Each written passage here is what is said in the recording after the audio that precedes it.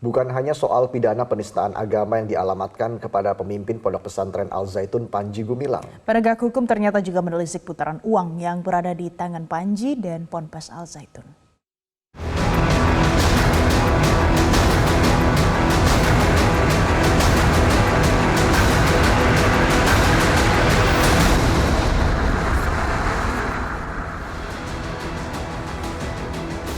Proses hukum pidana pemimpin Pondok Pesantren Al Zaitun masih bergulir di Bareskrim Polri. Penyidik masih mengumpulkan keterangan ahli dan saksi untuk menaikkan status hukum dugaan penistaan agama yang diarahkan kepada Panji Gumilang. Di dalam proses pengusutan pidana, penegak hukum juga sedang mengendus ratusan rekening milik Panji Gumilang dan Ponpes Al Zaitun. Menko Polhukam Mahfud MD mengatakan Panji Gumilang memiliki 256 rekening bank. Ya banyak hal lah ya, kalau laporannya itu dari 5 laporan tuh ya beragam, ada soal susila, ada soal keuangan, ada soal macam-macam lah ya. Kita sudah semua menjejak, misalnya kalau Pak Panji Gumilang itu di dalam temuan kami punya 254 rekening, 256 rekening bank yang sekarang masih aktif. Lalu Al Zaitunnya sendiri ada 30 sekian gitu.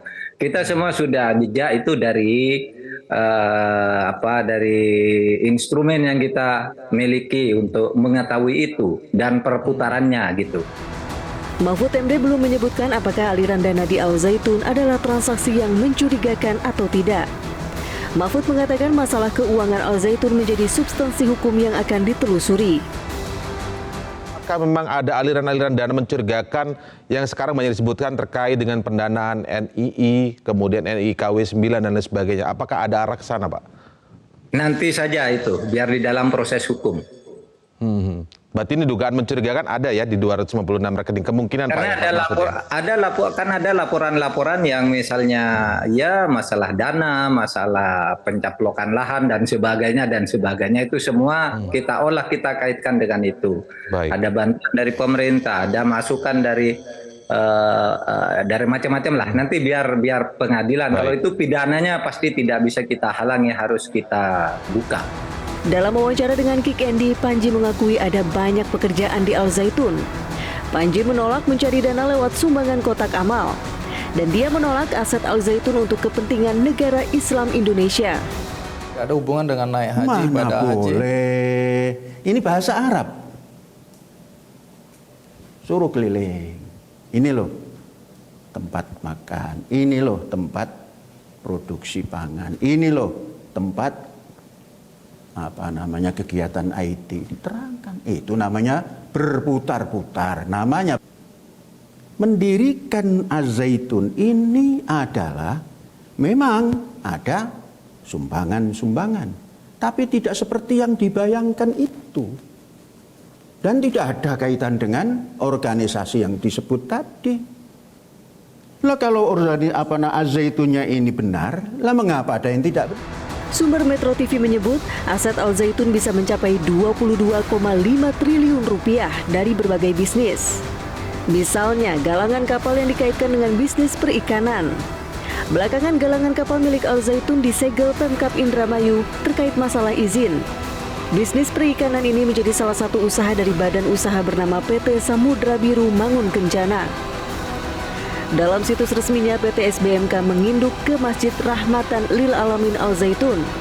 Dengan besarnya aset Al Zaitun, Panji menyebut ada motif mengambil alih Al Zaitun dari dirinya.